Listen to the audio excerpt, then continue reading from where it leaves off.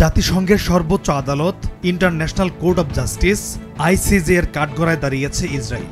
রাফায় সামরিক হামলা নিয়ে তাদের বিরুদ্ধে ১৬ মে বৃহস্পতিবার ও ১৭ মে শুক্রবার শুনানি হবে। রাফা হামলায় তাদের বিরুদ্ধে নতুন ব্যবস্থা নেওয়ার আহ্বান জানিয়েছে দক্ষিণ আফ্রিকা। পাশাপাশি রাফায় অবিলম্বে সামরিক অভিযান বন্ধ করতে ইসরায়েলের প্রতি আহ্বান জানিয়েছে ইউরোপীয় ইউনিয়ন। গেল ১৫ মে বুধবার এক সতর্ক বার্তায় ইসরায়েলকে হুঁশিয়ার করে দিয়েছে ইউরোপীয় ইউনিয়ন। তারা বলেছে, রাফায় ইসরায়েলের অভিযান বন্ধ করতে ব্যর্থ হলে ইউরোপীয় ইউনিয়নের সঙ্গে ইসরায়েলের সম্পর্কের অবনতি ঘটবে। ইউরোপীয় ইউনিয়নের পররাষ্ট্রনীতি বিষয়ক প্রধান জোসেফ বোরেল গেল বুধবার তার দেওয়া এক বিবৃতিতে এ কথা বলেন। তিনি জানান, রাফায় যদি ইসরায়েল সামরিক অভিযান অব্যাহত রাখে তাহলে ইসরায়েলের সঙ্গে ইউরোপীয় ইউনিয়নের সম্পর্কে বড় রকমের টান পড়বে এবং সেটা হবে অপরিহার্য। ওদিকে জাতিসংঘ ফিলিস্তিনকে রাষ্ট্র হিসেবে স্বীকৃতি দিলেও তা মানতে রাজি নন ইসরায়েলের প্রধানমন্ত্রী বেনিয়ামিন নেতানিয়াহু।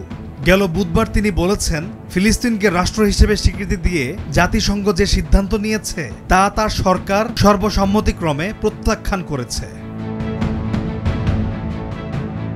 নেতানিয়াহুর অফিস থেকে বলা হয়েছে, আমরা ফিলিস্তিনিদের একটি সন্ত্রাসী রাষ্ট্র প্রতিষ্ঠা করতে দিতে পারি না, যেখান থেকে তারা আমাদের উপর আরও হামলা করতে পারে।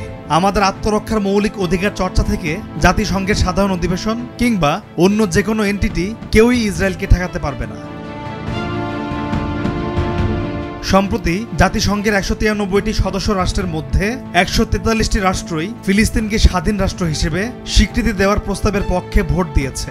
ফলে ফিলিস্তিনের পক্ষে প্রস্তাবটি পাশ হয়েছে, কিন্তু সেই প্রস্তাব মানতে অস্বীকৃতি জানিয়ে আসছেন ইসরায়েলের প্রধানমন্ত্রী বেনিয়ামিন নেতানিয়াহু। ওদিকে গাজায় ইসরায়েলের হামলা অব্যাহত রয়েছে।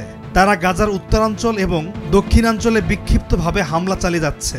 এতে বাস্তুচ্যুত মানুষগুলোর অবস্থা দিনকে দিন শোচনীয় অবস্থায় পৌঁছেছে। খাবার নেই, পানি নেই, ওষুধ নেই, হাসপাতাল ধসে গেছে, যেগুলো টিকে রয়েছে সেগুলোতে আবার স্টাফ নেই।